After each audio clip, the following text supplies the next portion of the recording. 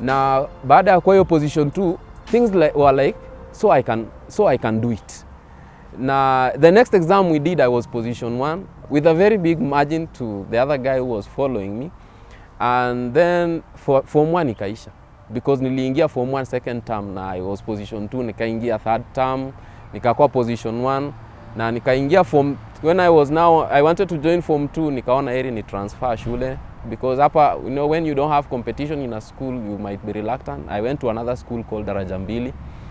Nikakuwa hapo for like, it was almost 1 year. It was 1 year, not almost 1 year, because I went there for form 2. So when I wanted to go to form 3, this husband to my cousin, aka transfer. And because he wanted to transfer, akaniambia, so you go back home and stay there. Now they had some, I don't know if it was marital problems or something like that, so nikaenda sasa kwao nyumbani. Na huko sasa maisha sasa ikakuwa ngumu. Like it was like the devil now has set in again to haunt on my life. Hiyo shule yenye nilienda, nikapata shule, a good school, it was called Simoti.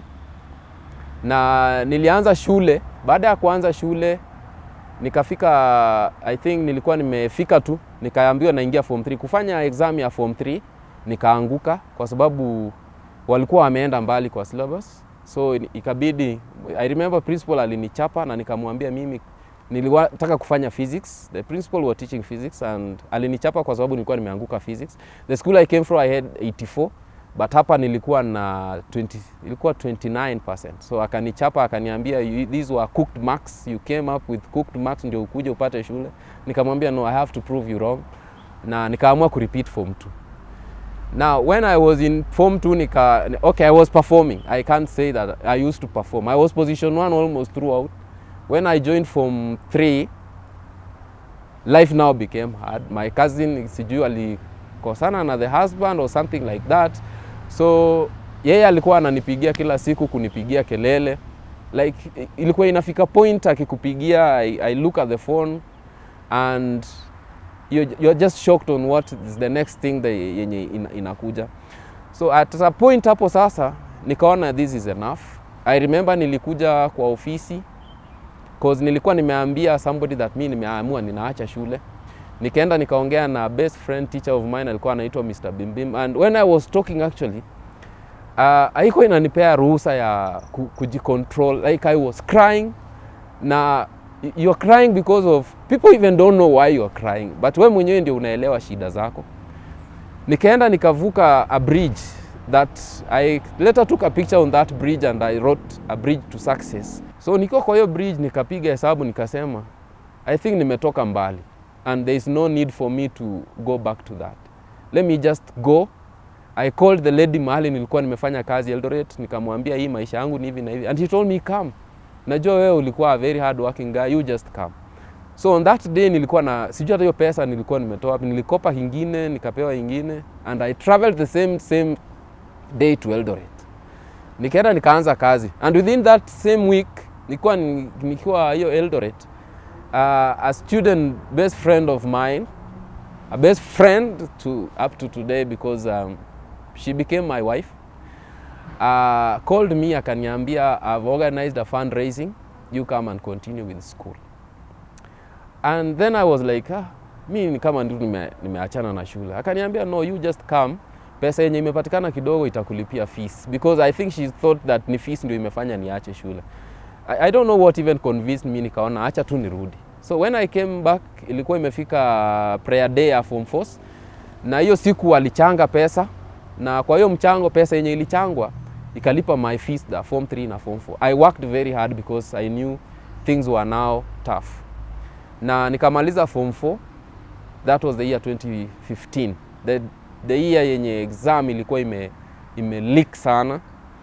I had never scored a B+ when I was in high school. I used to score an A and A-, but just because I came from a day school and this time exam ime leak.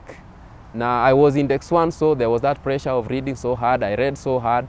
But when the results came, I was still position 1 in that category. That is our year. But I had scored a B+. That was 69 points. Nikaenda nikashindwa sasa, where will I start? Because you know, when parents didn't go beyond even high school, It's even hard to tell them that I'm going to university. Because at that time, nikaitwa University of Nairobi to pursue metrology. Na nikaenda nyumbani, I just remember telling them that nimeitwa university, la sijui tutafanya aje. They told me we can organize a fundraising. Tukafanya fundraising. Na hiyo pesa ikanilipia, that is first year and second year. And when I was now at second year, the help yenye nilikuwa napata actually for first year, yani hakuna help yenye mimi niliwahi tumia kulavish my life yangu ilikuanga ya kusolve issues. Like my first help nilisaidia my mom kulipa deni yenye alikuwa nayo ya chama.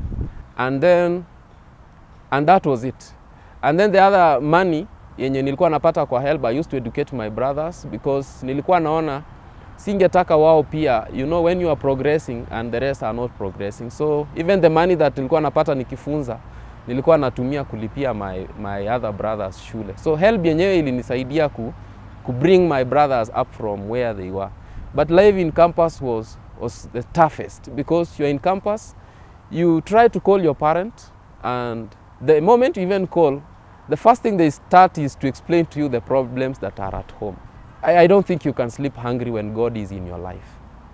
And I had good friends. I remember a friend of mine called Kazungu. When I don't have, labda yeye ako nayo. When he doesn't have, because we were almost close in our minds and everything and our lifestyle.